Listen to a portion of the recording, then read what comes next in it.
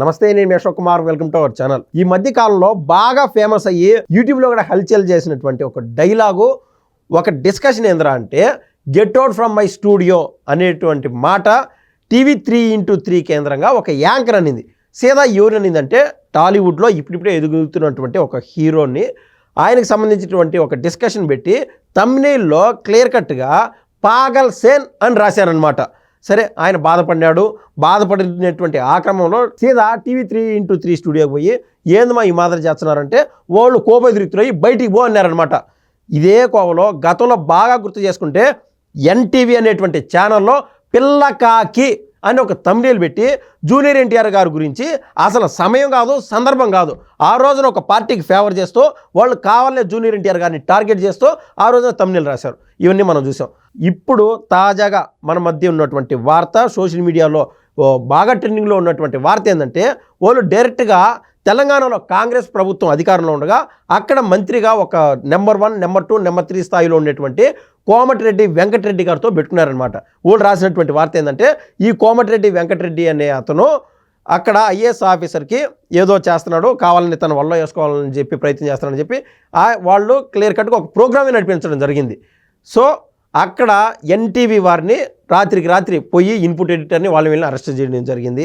ఈ పరిణామాలన్నీ ఏ విధంగా ఉండనున్నాయి ఖచ్చితంగా తెలుసుకునే ప్రయత్నం చేద్దాం. మనతో పాటు సీనియర్ జర్నలిస్ట్ దుర్గా కుమార్ గారు ఉన్నారు. నమస్తే సార్. నమస్తే అశోక్, మన వీక్షకులకు కూడా. సార్, ప్రస్తుతం ఇప్పుడు సమాజంలో కొన్ని ఛానల్స్ వస్తున్నాం, బాగా సక్సెస్ రేట్ ఉన్నటువంటి ఛానల్స్. పేరులో ఆ ప్రస్తుతం లేదో నాకు తెలియదు. ఫర్ సపోజ్ సాక్షి తీసుకుందాము. ఆ యొక్క సాక్షి యజమాని ఎవరైతే ఉన్నారో వాళ్ళు జర్నలిస్ట్ కాదు. ఇంకా అదేవిధంగా టీవీ 3x3 కావచ్చు, లేకుంటే I don't know in depth details sir. ఎన్టీవీకి సంబంధించినటువంటి ఎవరైతే ఓనర్ ఉన్నారో వాళ్ళు జర్నలిస్ట్ కాదేమో అనుకుంటున్నాను. If I'm wrong please correct me. ఇలాంటి వాళ్ళ చేతల్లో, అంటే వ్యాపారస్తుల చేతల్లో ఇటువంటి ఛానల్స్ ఉన్నప్పుడు జర్నలిజము 4 పాదాలపైన నడుస్తుందా లేదా? నడవదు. ఓకే, వ్యాపారం విధంగానే చూస్తారు. ఇప్పుడు రామోజీరావు గారు, ఇంకా నేను కొన్ని విషయాలు కూడా చెప్తా. రామోజీరావు గారు జర్నలిజంలో లేకపోయినా అడ్వర్టైజ్మెంట్ సెక్షన్లో అనుబంధంగా ఉండే జర్నలిజానికి అనుబంధమైన విభాగమే. దాంట్లో ఆయన పనిచేసినప్పుడు అప్పుడు వాక్యూమ్ ఏంటంటే న్యూస్ పేపర్స్ ఊళ్ళల్లో, ముఖ్యంగా రాయలసీమ అయితే మధ్యాహ్నం పూట, సాయంత్రం ఈ టైం అప్పుడు, అంటే అబౌట్ 4:35 అట్లా వెళ్ళి. ఓకే, అంటే మార్నింగ్ రావు. ఓకే, వచ్చే ప్రశ్నే లేదు. కృష్ణా జిల్లాలో మా సొంత ఊరికే 9ంటికి ఎక్స్ప్రెస్ బస్కి వేసేవాళ్ళు, అప్పుడు వచ్చేది. నేను ఆంధ్రజ్యోతిలో పనిచేస్తున్నప్పుడు కూడా డాక్ ఎడిషన్ అని ఈవినింగ్ 5కి ప్రింట్ అయ్యి ఆదిలాబాదు, అనంతపూరు లాంటి జిల్లాలకు వెళ్ళాయి. ఆ రోజుల్లో ఆంధ్రజ్యోతి సింగిల్ ఎడిషన్ విజయవాడ నుంచి వెళ్ళాలి. ఆ వ్యాక్యూమ్ని ఇది కాదు జర్నలిజం అంటే, తెల్లారేటప్పటికి న్యూస్ పేపర్ వెళ్ళాలి, తర్వాత ఎక్కడో పెద్ద పెద్ద వాళ్ళు మాట్లాడి కాదు, ఒక సామాన్య మానవుడు సమస్యలు కూడా ప్రతిబింబించాలి అని రామోజీరావు గారు ఒక స్పష్టమైన అవగాహనతో వైజాగ్లో పెట్టాడు. అప్పటికి న్యూస్ పేపర్ ప్రింటింగ్ అనేది కేవలం విజయవాడ, హైదరాబాద్, ఈ రెండే ప్రధానమైనటువంటి ముద్రణాలయాలు, ఎక్కడ ఉండకపోయేది. ఆయన వైజాగ్లో పెట్టాడు. వైజాగ్లో పెడితే ఫెయిల్ అయిపోద్దని కూడా ఆ రోజుల్లో కేఎల్ఎన్ ప్రసాద్ గారు ఆంధ్రజ్యోతి పేపర్కి ప్రొపరైటర్, ఆయన ఫ్లైట్లో వెళ్తుంటే ఈయన చెప్పాడంట, రామోజీరావు గారు నన్ను పరిచయం చేసుకుని ఇట్లా పెడుతున్నానంటే, అక్కడ ఎందుకు పెడతావయ్యా నువ్వు, అది మూల కదా అని. అంటే వాళ్ళ ఉద్దేశం ఏంటంటే విజయవాడ క్యాపిటల్ ప్రింటింగ్ అంటే మీడియాకి, లేదంటే హైదరాబాద్. అసలు ఒక రకంగా పొలిటికల్ క్యాపిటల్ అంటే ఆ రోజుల్లో కింగ్ మేకర్స్ అని చేసేది విజయవాడ మాత్రమే, హైదరాబాద్ కూడా కాదు. హైదరాబాద్లో కూడా పెద్ద విశేషమైన వార్తలు ఉండేవి కాదు. ఆ రోజుల్లో ఎక్కువ అక్కడే చీఫ్ మినిస్టర్ ఎవరు డిసైడ్ చేసేదంతా కూడా అక్కడ ఉండేది, అంత పొలిటికల్ యాక్టివిటీ. ఎందుకు చెబుతున్నా అంటే ఇప్పుడు జర్నలిజానికి మనం పట్టేనయ్యే మాట్లాడుతున్నాం, అంతేగాని ఇతర రాజకీయాల గురించి వద్దు. అట్లాగే ఇప్పుడు వ్యాపార దృక్పథాన్ని కూడా ఈ మీడియా హౌస్లు చొప్పించినాయి. వాళ్ళకు ఉండే ఇతర వ్యాపారాలని దీనికి ఒక ప్రహరీ గోడలాగా కట్టుకున్నారు. ఈ ప్రహరీ గోడ దూకి రావాలంటే చాలా కష్టం. బాహుబలిలో వేసిన కాంపౌండ్ వాళ్ళలాగా, లేకపోతే జగన్మోహన్ రెడ్డికి ఉండే కాంపౌండ్ వాళ్ళలాగా, అందులోపల ఏది చేసినా ఎవరికి తెలియదు. అందుకని నేను వ్యక్తిగతంగా అంటలేదు ఏ న్యూస్ పేపర్ని. కాకపోతే ఇప్పుడు ఈయనున్నాడు రాధాకృష్ణ గారు, మీరు అడిగారు రాధాకృష్ణ గారు మీకు ఎట్లా. రాధాకృష్ణ ఆయన జర్నలిజంలో పనిచేశాడు. రాధాకృష్ణకి జర్నలిజం తెలీదు, లేకపోతే రాధాకృష్ణ కేవలం అక్రమాలు చేశాడు అనేది కూడా నేను చెప్పను.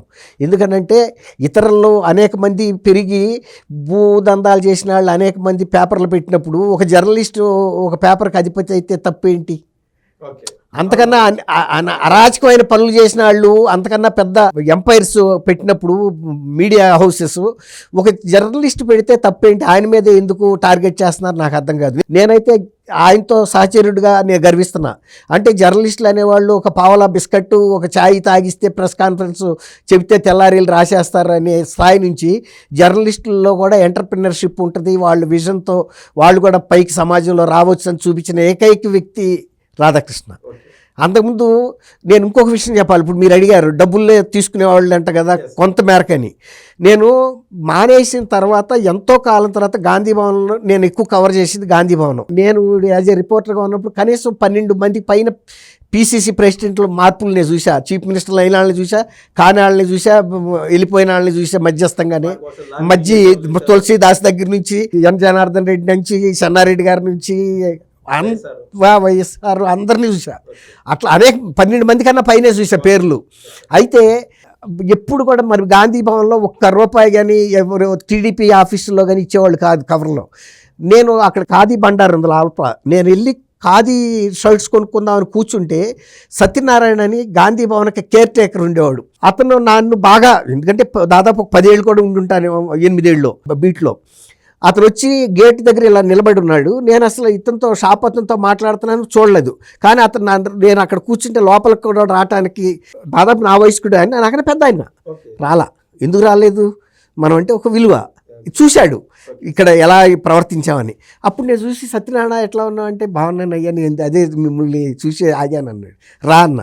వచ్చిన తర్వాత మీరేమనుకోకపోతే ఒక మాట చెప్తానండి అన్నాడు. చెప్పు సత్యనారాయణ అన్న. ఇప్పుడు మీరు వచ్చినప్పుడు ఎట్లా ఉండేదండి గాంధీ భవన్లో, ఇప్పుడు మేము గాంధీ భవన్లో ప్రెస్ నోట్ తీసుకుని వెళ్ళి కవర్లు కూడా ఇస్తున్నామండి అని చెప్పాడు.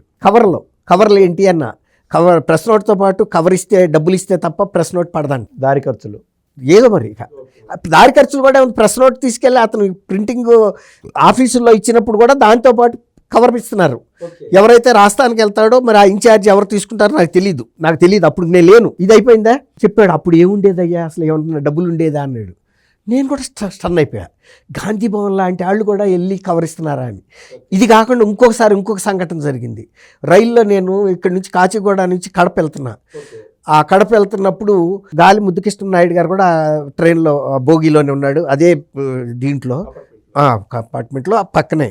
తర్వాత ఒక వెటర్నరీ డాక్టర్ కూడా ఉన్నాడు, అనంతపూర్ అంట అతనిది. సరే బయలుదేరిన తర్వాత ఏదో చర్చల్లో మాట్లాడుతూ ఉండగా సరే ఈయన పడుకున్నాడు ముద్దుకృష్ణ నాయుడు గారు. అతను వెటర్నరీ డాక్టర్, మీరేం చేస్తారండి అన్నాడు. నేను జర్నలిస్ట్ అండి అన్న. అట్లాగండి అన్నాడు. మీరేం చేస్తారన్న, వెటర్నరీ డాక్టర్ అండి అన్నాడు. ఓకే.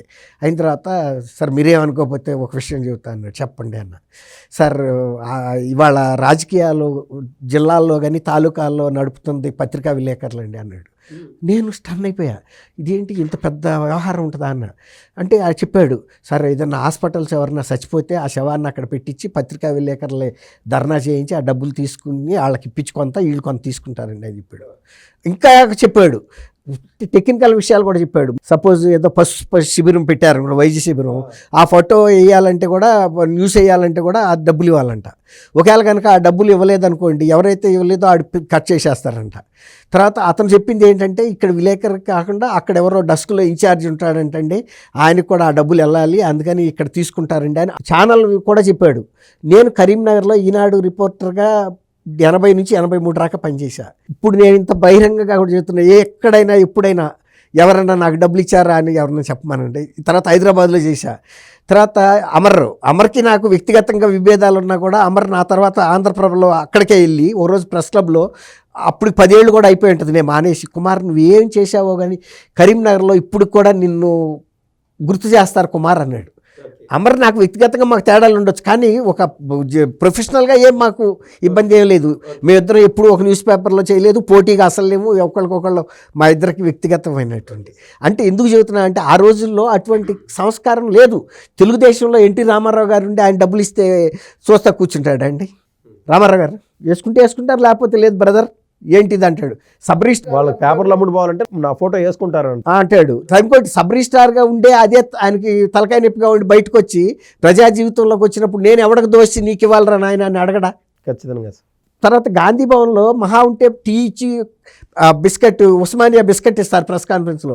అక్కడ పిసిసి ప్రెసిడెంట్లుగా కోటీశ్వర్లు వచ్చారు, మధ్య తులసిదాస్ లాంటి వాళ్ళు, మామూలు కార్యకర్తలు వచ్చారు, హనుమంతరావు వచ్చాడు, జనార్దన్ రెడ్డి వచ్చాడు, అనేక మంది డబ్బులు ఉండాళ్ళు వచ్చారు, లేని వాళ్ళు వచ్చారు. పిసిసిలో అదే ఉండదు, ఎవరినో ఒకళ్ళు పెడతారు, వాళ్ళు డబ్బులు లేకపోయినా బండి నడుస్తూ ఉంటుంది అంతే.